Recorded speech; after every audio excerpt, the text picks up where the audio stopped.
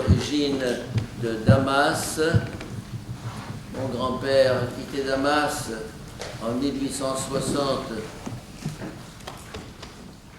Mon grand-père a quitté Damas en 1860 lors des persécutions où 20 000 chrétiens ont été massacrés. Il s'est réfugié en Égypte. Mon père est né en Égypte, je suis né en Égypte, nous avons pris la nationalité égyptienne, j'ai une deuxième nationalité libanaise, je suis de culture française et de rite grec melkite catholique, donc c'est avec une grand-mère italienne. Donc je suis assez méditerranéen, si vous voulez, pour résumer les choses. Bon, ceci pour vous dire que je parle avec une connaissance un peu des réalités égyptiennes par lesquelles j'ai baigné depuis mon enfance, et en même temps avec une perspective plus large. Et pour vous dire les choses en deux mots, ma devise est de changer le monde, en toute innocence, en toute naïveté, et avec cette conviction que c'est possible. J'étais au Parlement européen à Bruxelles il y a quelques jours, j'étais au Parlement européen à Strasbourg il y a quelques jours. J'essaye d'agir, de parler, et je n'ai pas la langue dans ma poche. Le politiquement correct est en train de faire des ravages actuellement en Europe. Je suis politiquement incorrect. Ça veut dire je suis pour la vérité, et je pense que le dialogue islamo-chrétien dont il est question ce matin dans mon intervention doit être basé sur la vérité si on veut avancer, et pas sur le mensonge et la duplicité. Donc je dirais des choses gentilles, et je dirais des choses moins gentilles peut-être, hein, mais c'est pour avancer, autrement on piétine. Bien. Alors, il y a deux volets dans mon intervention. Égypte, Europe. Fraternité chrétiano-musulmane en Égypte, oui. Sonnette d'alarme pour l'Europe, aïe. Justement, je le disais aux parlementaires de Bruxelles et de Strasbourg, l'Europe est actuellement en pleine recherche. Les parlementaires me disaient, bon, ils ne savent pas où ils vont.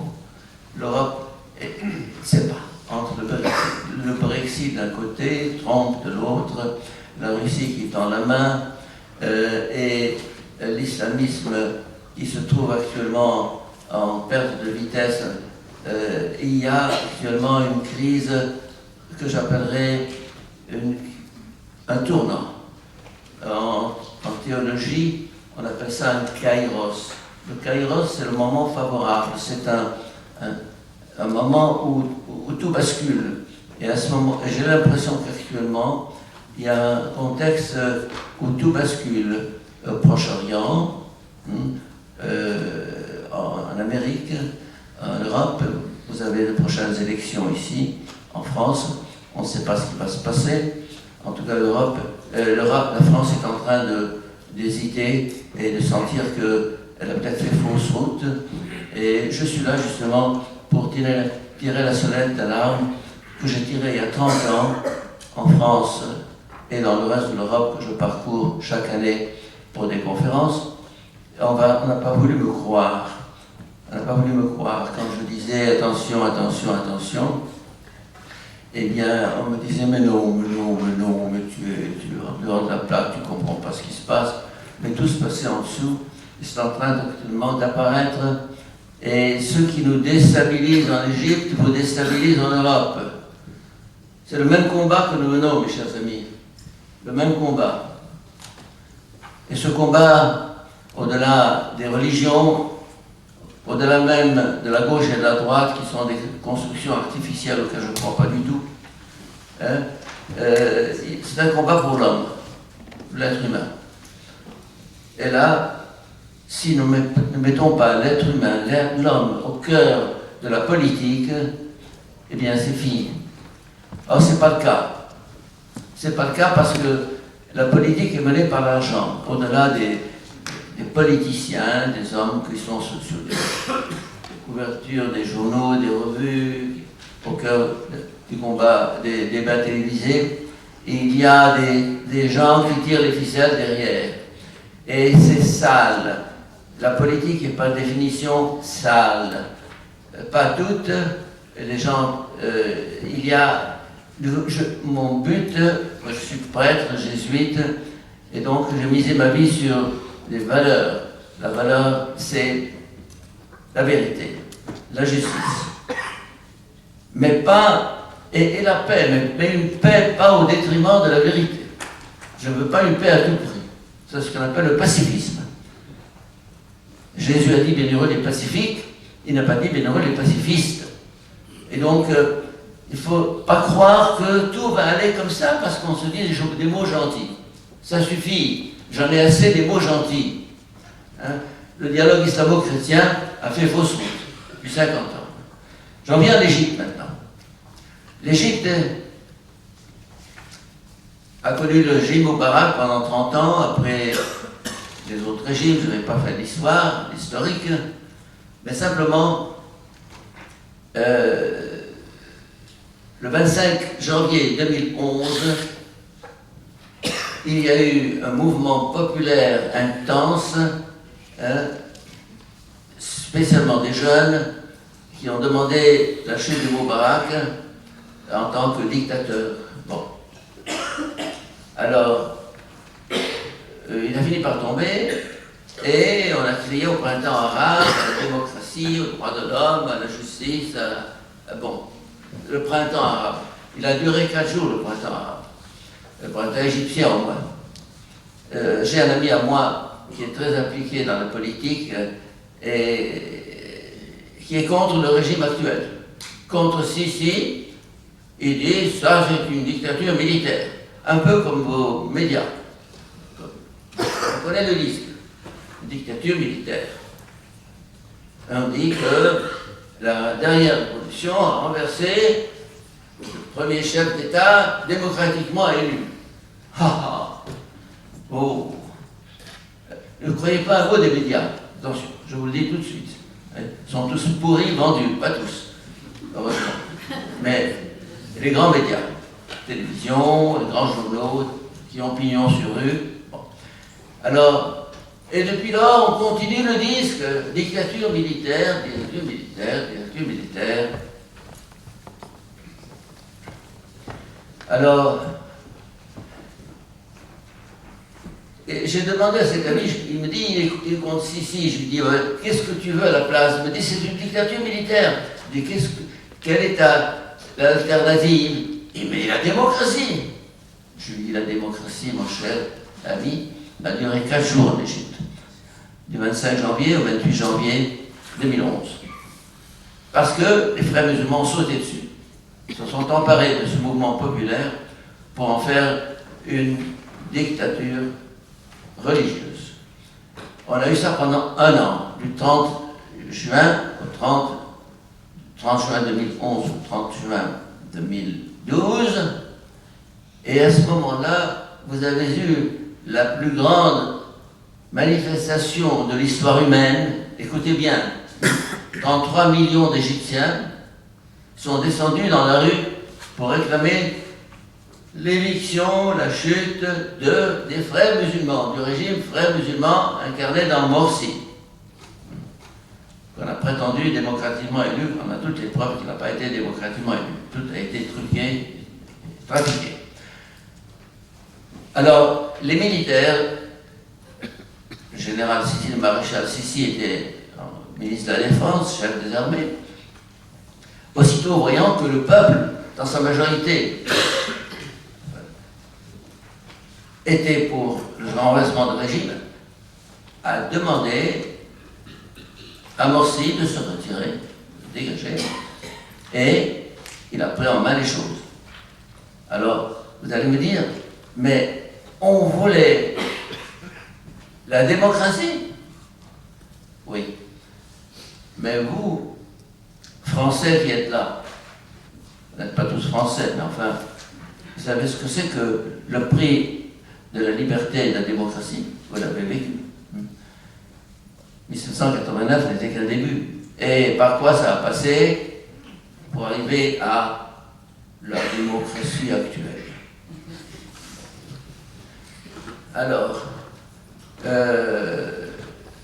donc, la démocratie c'est fragile. Elle a besoin d'être soutenue. Alors, elle est soutenue par les militaires, avec des méthodes fortes. Oui, c'est exact. Alors, on a dégommé Saddam Hussein en Irak parce que c'était un dictateur. C'est le paradis depuis lors en Irak. On a dégommé Kadhafi en Libye. Vous voyez ce qui s'est passé ensuite? C'est le paradis en Libye. On veut dégommer ce dictateur qui s'appelle Bachar el-Assad en Syrie. Et il résiste. Ah. L'OTAN est derrière. Tu n'obéis pas. Non, il n'obéira pas.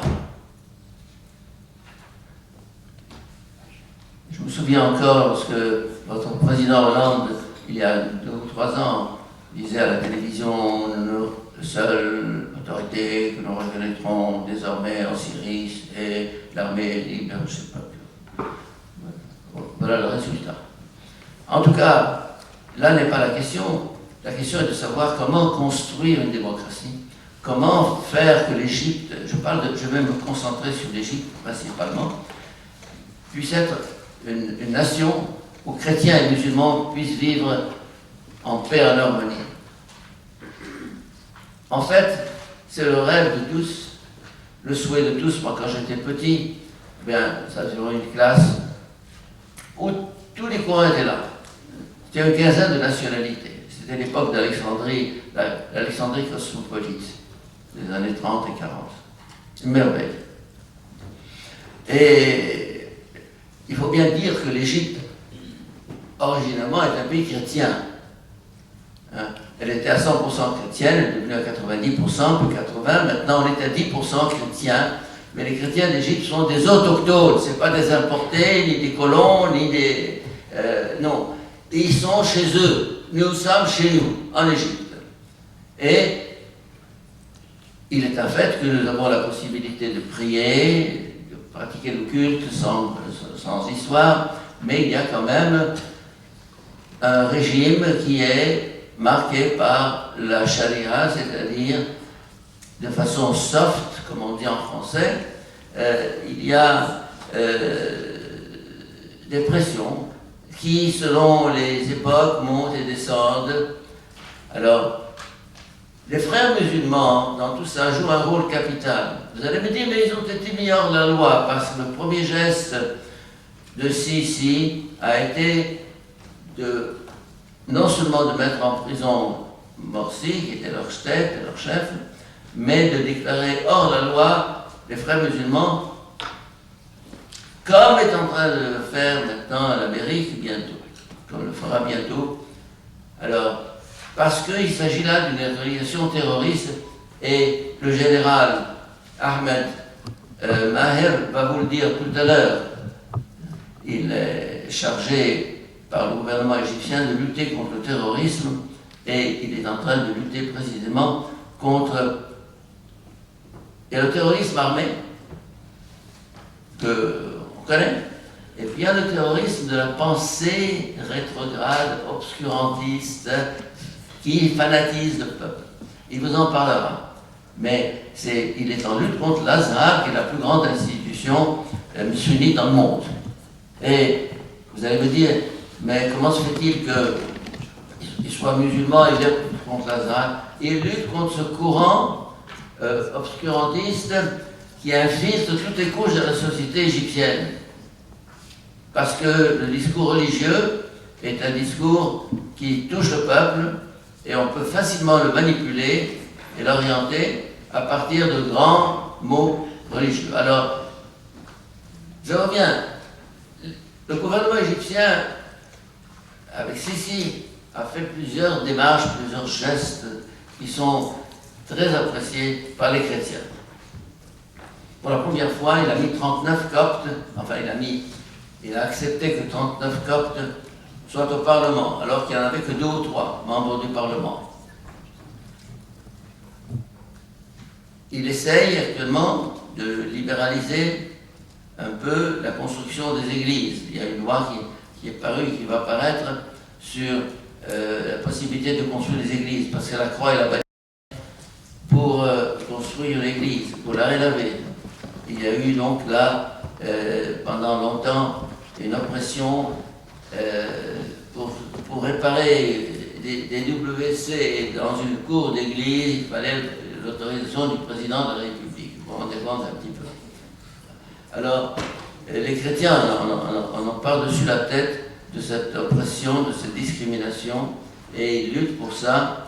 Il y a ici le mouvement Eleutéros, qui est représenté par Madame Rançon, qui est à nos côtés avec bien d'autres organismes. Donc, on se sent soutenu par des courants laïcs musulmans et par des courants européens, français et autres. Moi, j'ai été directeur du collège des Jésuites au Caire pendant plusieurs années. Les 50% ou les 60% de nos élèves sont des musulmans. On vit dans la plus totale harmonie, il n'y a pas de problème. Et ça, dans toutes nos écoles catholiques qui sont de l'ordre de 160 et qui couvrent 170 000 élèves, c'est l'harmonie entre chrétiens et musulmans. Donc à ce plan-là, il n'y a pas de problème. Je suis depuis 40 ans dans l'organisation qui s'appelle Caritas, qui s'appelle Votre Secours catholique, qui s'appelle Caritas France. Les 90% de nos bénéficiaires sont des musulmans et nous faisons une action extraordinaire d'Alexandrie à Aswan sans problème, avec actuellement des pressions du gouvernement, parce que, je dois vous dire une chose, les frères musulmans sont officiellement exclus, hors la loi, mais ils sont partout. Vous allez me dire, comment ils sont partout? Ben oui, ils sont partout. Ça veut dire que ils sont plus visibles. Les hommes se sont rasés la barbe, les femmes gardent encore leur hijab, il n'y a pas de problème, mais ils ont infiltré tous les ministères et la police, un petit peu beaucoup, et l'armée beaucoup moins. Bon. Mais le ministère de l'Éducation est entre leurs mains en dessous. Et bien des choses. Et ils sont dans toutes les rues et dans toutes les maisons. Et la mosquée, justement, joue un rôle important. Et c'est là que le général Ahmed va en dire quelque chose. Le peuple suit, vous savez, vous le savez très bien. La masse est suiveuse. Elle suit. Alors, selon que la radicalité sera radicale, selon que ceux qui la noyautent sont ouverts, elle ira dans l'autre sens. Alors, c'est là que le travail de libéralisation du discours musulman est très important. Le président Sisi, il y a quelques mois, et vous l'avez vu à la télévision, il y a peut-être un an déjà, en s'adressant aux centaines d'ulémas, ce qu'on appelle le ulama de l'Azhar, c'est-à-dire les érudits, ceux qui porteurs de la pensée musulmane sunnite. Il leur a dit, ça suffit de semer la discorde et le fanatisme à travers vos manuels, à travers vos prêches du vendredi, à travers vos discours. Ça suffit. Mais vous êtes en train de dresser le monde contre vous. Vous voulez tuer 7 milliards d'hommes? Il leur a dit ça. Ça veut dire que le président Sisi est un homme vraiment modéré, ouvert, cherchant la conciliation, l'harmonie de sa société qui est musulmane et chrétienne. Mais, vous savez, les gens de l'Azhar, pas besoin de commenter. Hein? C'est du béton armé. Ça veut dire que ne changeront pas. Ils ne changeront pas, ils ne changeront pas. Ils feront peut-être des déclarations. Alors, il y a une seconde reprise, le président a répété ça dans une autre assemblée, l'année suivante, la grande assemblée. Il leur a répété le même discours. Est-ce que ça change? J'en sais rien. Peut-être le général Maher nous dira. Mais c'est lent à changer. Alors, nous voulons créer cette société harmonieuse. Quelle est la base pour créer une société harmonieuse, pluriculturelle et plurireligieuse? Quelle est la base? Les droits de l'homme, mes chers amis, il n'y a pas d'autre.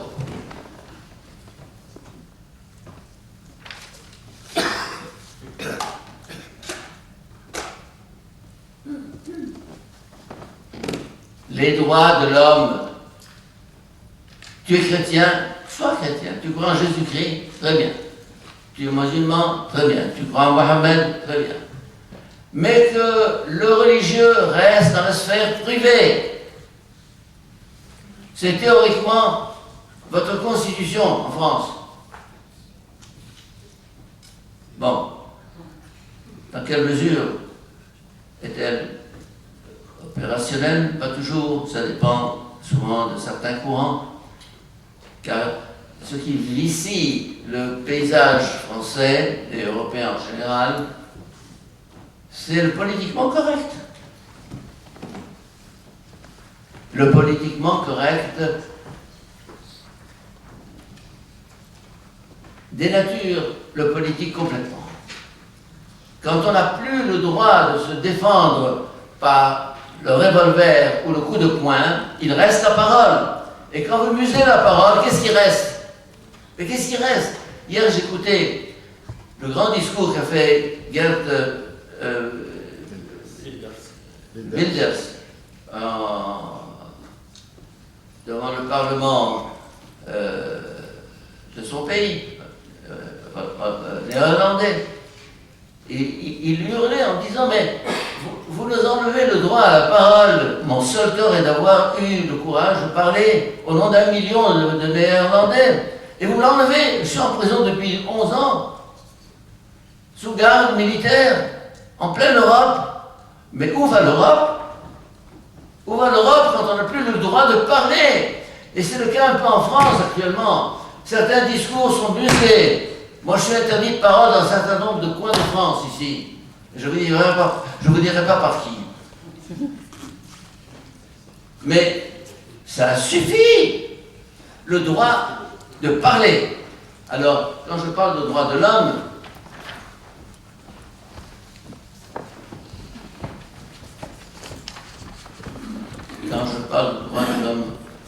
j'en parle non seulement pour l'Égypte, mais j'en parle pour le monde. J'en parle pour la France, et c'est là que la France a joué un rôle.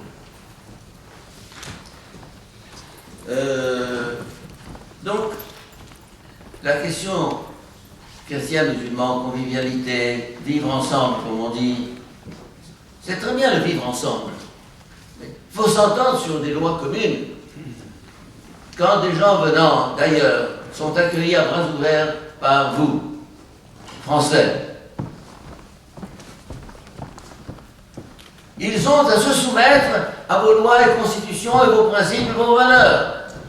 S'ils ne veulent pas, eh bien la porte est ouverte. Elle était ouverte pour entrer, elle est aussi ouverte pour sortir. Et c'est là qu'il faut être intransigeant. Intransigeant.